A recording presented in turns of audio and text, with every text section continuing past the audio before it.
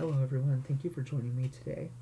I would like to start a video series where I talk about vegetarianism, my experiences with vegetarianism. This is something that I want to do because I feel that the more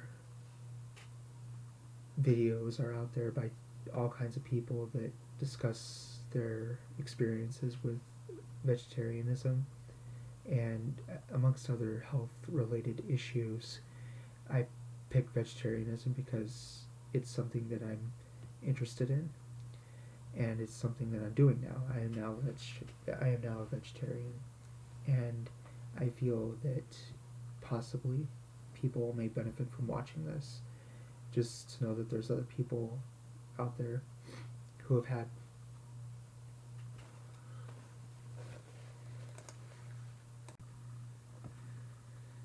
Hi everyone, thank you for joining me today. My name is Tyler, and basically I am starting a series of blogs where I discuss basically my friendly opinions on diet and exercise. I am by no means any sort of professional, nor is any of this advice expert advice, professional advice. It's simply my opinion. I want to talk about vegetarianism. I'm starting my own journey, and I have been pretty much an ovo-lacto vegetarian for, I want to say, about 3 months now. Yeah, I'll just round it off to 3 months because I got braces on January 18th. Shortly after, I ate some chicken, and I ate chicken because it was soft and because it tastes good. I'm not gonna lie. One thing that I am not going to do in these videos, which are basically friendly advice videos, is I'm not gonna lie to you. I'm not gonna pretend that I think that meat is disgusting. But I am telling you right now that I am committed to being a vegetarian. It's something that I really, really want to stick to. I haven't been one for very long, obviously, as I've just said, maybe about a week into having braces, and the braces are just a coincidence. That really has nothing to do with this, but I would say about a week after I got braces on, had some chicken, and after that, something happened. I thought to myself, I've never really believed in eating meat. I've always had an issue with animal abuse. I've always felt very sensitive to it, and I believe that I ate meat, and I'm just going to be honest with you. I think that I stuck to eating meat just either out of convenience or because it tastes good, in the case of having a steak or whatever, and just maybe the status quo is to eat meat, and some of the attitudes of other people about eating meat, by which they defend eating meat, really piss me off. But and that's one of my motivators for why I am a vegetarian now, why I'm committed to it, and I understand I haven't been one for very long, but I am now committed to it because opinions that I don't agree with motivate me, and I think it is very important to hear people that you don't agree with, listen to them. They may not be right, but I think it's still worth it to listen to them because, again, I think it can motivate you. It certainly motivates me to want to pursue what I'm really meant to do. I don't believe that I am personally meant to eat meat. On the other hand, I want to say that I don't ever look down on people who do eat meat and who don't care. I do have a lot of experience with vegetarianism. I actually do. As I've said before, and I have made this very clear, that I have not, to this date, been vegetarian for very long. However, that doesn't mean that I haven't ever been a vegetarian before that. I actually spent years trying vegetarian diets before. I am 25 now, and I started getting interested in vegetarianism, and particularly holistic living, and the two concepts don't necessarily have to do with each other. You can be a straightforward vegan and eat nothing but junk food, and you don't have to necessarily be living a holistic lifestyle. And on the flip side, there are tons of people who love their holistic products and they still eat meat. An ovo-lacto vegetarian right now. And for those of you that don't know, that means that you're a vegetarian who doesn't eat any flesh, including seafood. And yes, seafood is flesh. I have been experimenting with vegetarian diets, including the raw food diet, 30 bananas a day, and all that kind of stuff. I've been experimenting with those diets for at least 7 years. And what I can tell you is that there are many stories that happened in my life that encourage me to either keep being a vegetarian or go back to being a vegetarian. In the many incidences where I went back to eating meat. Again, either out of convenience or just the status quo. But some of you may find this very interesting. Something recently happened that made me think I have to commit to this now for the rest of my life. I want to do this now. I am set in my ways now. At least I have to be a vegetarian for the rest of my life. And I don't want to make any promises that I can't keep. I'm doing this for myself and for the animals.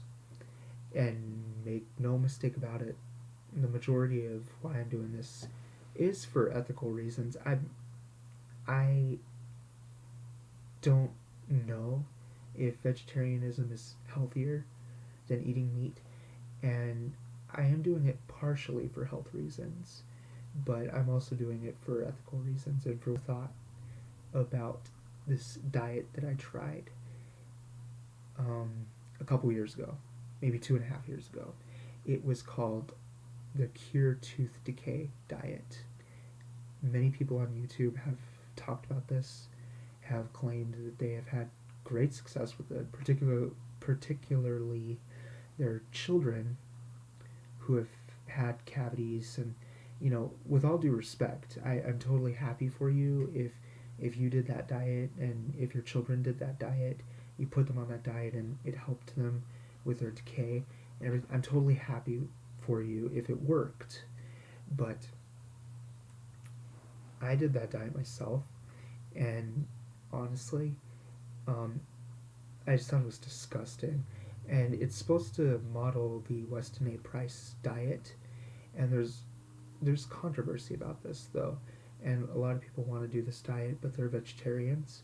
I do know for a fact that there are some vegetarians who have quit being vegetarian just because they bought this book, and the guy says, Ramiel Nigel, with all due respect, this is not to criticize him or anything, yeah, and I'm sure that these people that do it, including him, have been successful on it, and I think that's great. But we must keep in mind that it's never going to work for everyone. Just like with any other diet, I don't think that there is a single diet that is going to work for everybody for one particular issue. It might help everybody at some level, but only if you're committed to it. Don't do it if you don't believe in it. There are people who give up their vegetarian ways, especially when this book first came out. like it was just the Bible or something. And people just worship this diet. Um, and for whatever reason, they just buy into it easily without questioning it. And I never understood that I did this. So I'm guilty of it. I know how easily impressionable some people are. So I bought into it thinking, oh, this sounds so cool.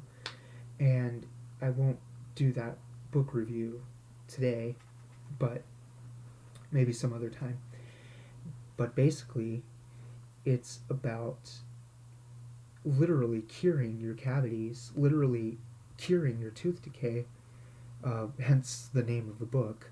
Um, it's about literally curing cavities in the mouths of people of all ages, and you can do this through diet. And it sounds too good to be true, um, to a lot of people, and you go home and you try it. The thing that bothers me once again is that there are vegetarians who put their values on hold because they read this book and they think that it's going to work for them, and then they wonder why they don't succeed on it. You know, I wondered that. I went back and I did the cod liver oil, the really expensive cod liver oil, with the butter oil, the Factor X or whatever it's called, Activator X. Um, I did all that, and I did the oil pulling. I did not give up flossing. I don't believe in giving up flossing. I don't believe in giving up xylitol. However, at this time, I wasn't using any xylitol. I was eating many of the recommended foods. Some of them were out of my reach, either because of lack of availability or lack of affordability. And finally, I realized that I don't believe in any of this crap.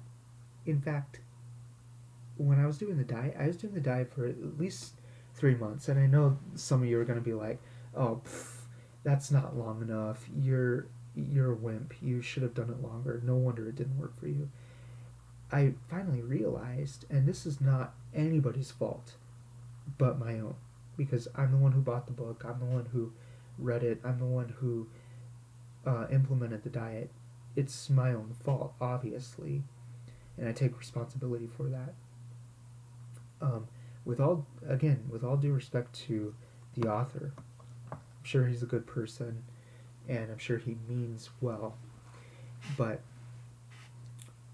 we must not forget the reality, and I think it's common sense that it's not going to work for everybody. It might help everybody with something, but probably not tooth decay. It's probably not going to help everybody with tooth decay. It might help you with something else, maybe depression or something. I don't know. All I know was that I just have this personal connection with vegetarianism. When I am a vegetarian, I feel better. I don't know how to explain it. I'm not going to use science to explain it. I don't care about that, to be honest with you. Sometimes it's okay to not have a scientific explanation for something. Sometimes something works for you because it just does. And the only way you know is personal experience. That's the only way that you can know if something's going to work for you. You can listen to the doctors on TV, or you can read a book like this and put your fate of your health in the hands of some guy who wrote a book or some doctor on TV. But bottom line is, only your personal experience will determine it. And it's frustrating because, you have to try things, you have to spend money, and a lot of times it won't work, but it's worth it. I was much more sensitive and touchy and just aggressive. I became like a very aggressive person up here. I mean, I wasn't physically violent or anything like that, but just everything inside me, like I was just enraged all the time. And that is all the reason that I need to tell me that eating meat is not right for me. And I realized that several years have passed since then, and I'm not perfect. I've only recently gone back to being vegetarian again, and I just hope that that experience that happened when I tried this Cure Tooth Decay diet is basically just how I felt after I started eating it. I felt okay. I didn't feel terrible or anything. In fact, the cod liver oil, it helped me with my depression a lot. So there are some good components to the diet, but do we need any of them? We can heal depression other ways. In fact, oil pulling is excellent for depression.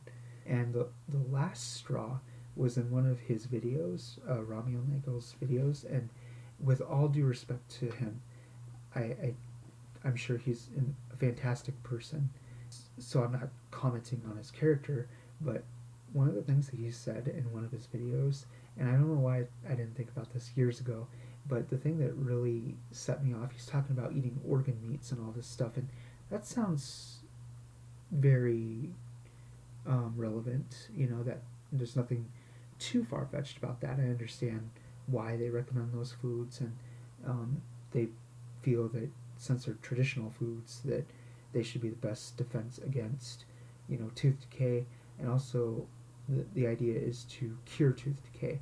So I get that, but then one of his examples of like a really healthy food is grasshoppers, insects.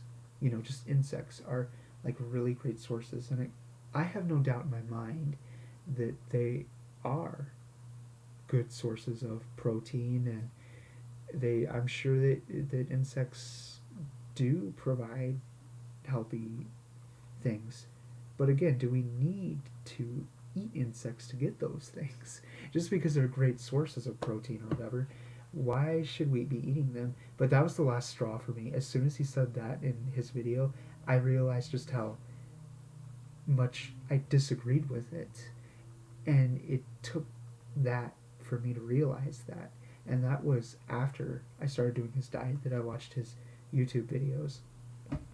Because I read the book first, and then I did the diet, and it didn't do jack shit for my teeth, of course. I'm sure it helps some people, but it doesn't help everybody. You shouldn't have to change your values just because you want to cure your cavities. That's ridiculous. Okay? That's, like, don't even go there. There's so many other ways that you can help yourself.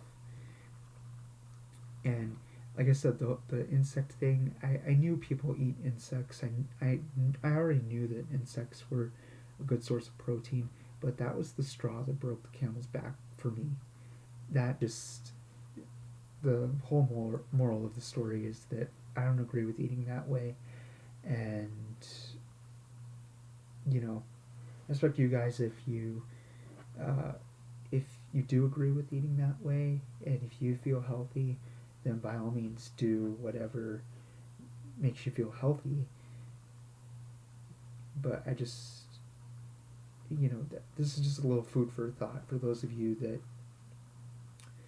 are kind of on the fence. Maybe you want to go vegetarian and you're not sure that it's going to be healthy for your teeth or something, because there's a lot of really bizarre information out there that tells people that if they even go vegan, that their teeth are going to rot out. And there's people that believe that vegans in general have poor dental health. This is a myth. This is not true. There's not enough vegans to begin with to be able to really see that. It's like the B12 issue.